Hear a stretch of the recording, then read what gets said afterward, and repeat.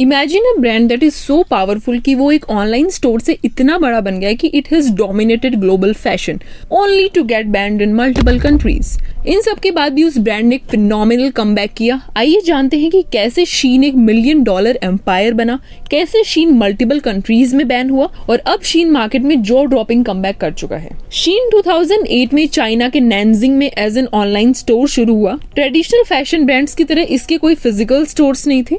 ये उस समय की काफी popular drop shipping business model को फॉलो करता था। But what made Shein stand out?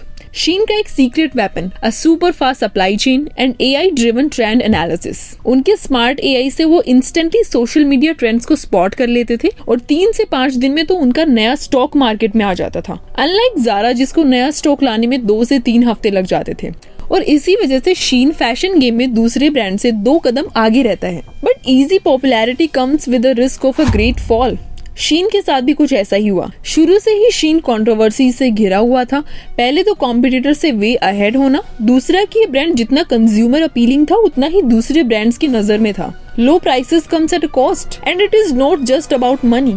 शीन ने काफी एलिगेशंस फेस किए जैसे poor labour conditions, excessive waste. In fact काफी इंडिपेंडेंट डिजाइनर्स ने क्लेम किया कि शीन ने उनके कॉपीराइट्स तक चुरा लिए हैं। और अगर एलिगेशंस को एक बार देखें तो ऑब्वियस सी बात है कि इतना जल्दी मैन्युफैक्चरिंग करना, इतने रैपिडली न्यू डिजाइन्स मार्केट में लाना, it is not such an easy task. 2022 में एक अंडरकवर रिपोर्ट ने रिवील किया कि शीन के वर्कर्स 18 घंटे तक लगातार स्टिचिंग करते थे, वो भी सिर्फ कुछ सेंट्स के लिए, जबकि उस साल शीन ने $30 बिलियन का रेवेन्यू जनरेट किया था। और इसी के चलते गवर्नमेंट्स ने नोटिस किया और नेशनल सिक्योरिटी कंसर्न्स को मद्देनजर रखते हुए 2022 में इंडिया में शीन बैन हो गया और यूएस ने भी इसकी सप्लाई चेन के लिए इन्वेस्टिगेशंस लॉन्च कर दिए और सबने यही सोचा कि शीन अब हमेशा के लिए बैन हो गया है। But Shein wasn't ready to give up. Ban से बचने के बजाय शीन ने अलग अलग स्ट्रेटजीज पे काम किया। इट रीइन्वेंटेड इटसेल्फ एंड अपने आप को लोकल रिटेलर से पार्टनर करके पॉपअप स्टोर्स लॉन्च कर दिए और अपनी इमेज को रीबिल्ड करने के लिए मल्टीपल इन्फ्लुएंसर्स को हायर किया गया।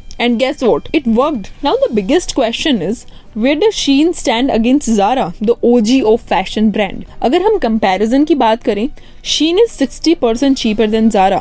Zara takes weeks when Shein drops new collections daily. Zara has better fabrics, but Shein's affordability attracts Gen Z. Shein controversial हो सकता है, वो काफी legal battles भी face कर सकता है, but no doubt Shein ने digital fashion game को crack कर लिया है. So what do you think? Is Shein the future of fashion or just another scandal waiting to happen? Let me know in the comments. If you like this video, don't forget to like, share and subscribe for more business related videos.